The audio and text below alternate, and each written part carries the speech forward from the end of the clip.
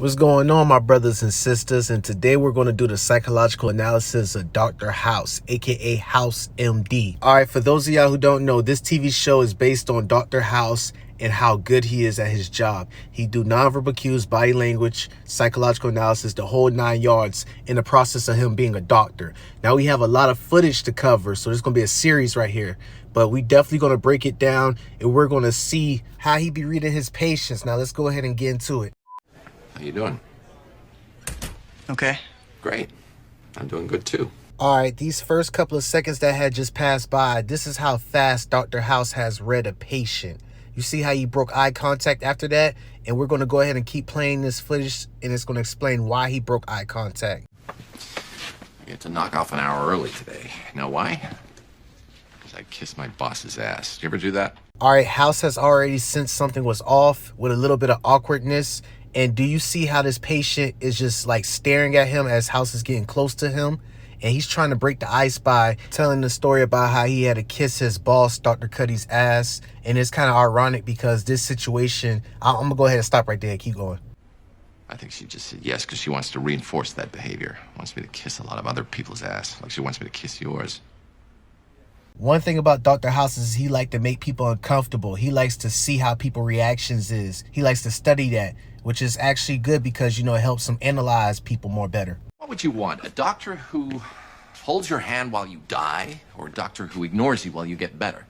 I guess it would particularly suck to have a doctor who ignores you while you die. I should go. You think it's going to come out on its own?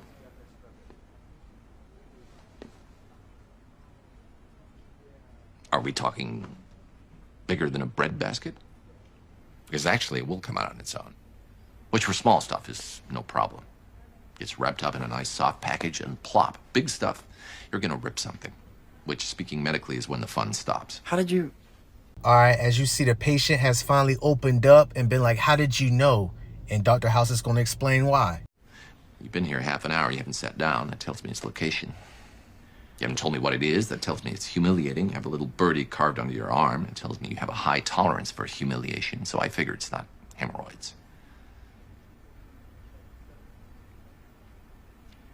I've been a doctor 20 years. You're not going to surprise me.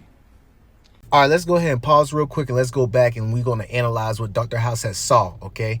So the first thing was the patient was there for a half an hour and he has not sat down once. That shows the location of where the problem is. So pretty much in the rectum area, okay? That's one. The second one is he has yet to tell Dr. House what the issue was. As soon as Dr. House went inside that room, he hasn't told them, oh, hey, doc, you know, this been happening, that been happening. That's the second one. Now, the third one is kind of a stretch or what we would call a reach. You know, he's saying he has the bird tattoo on his arm, indicating that he likes pain and, you know, the humiliation. All right, I admit that's kind of a reach right there. But the first two indicators right there, that just lets y'all see how Dr. House analyzed people and how that's actually true in today's world.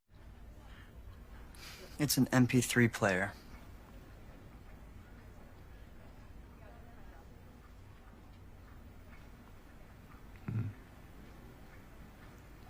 Is it because of the size or the shape? Or is it the pounding bass line? What are we gonna do? I'm gonna wait.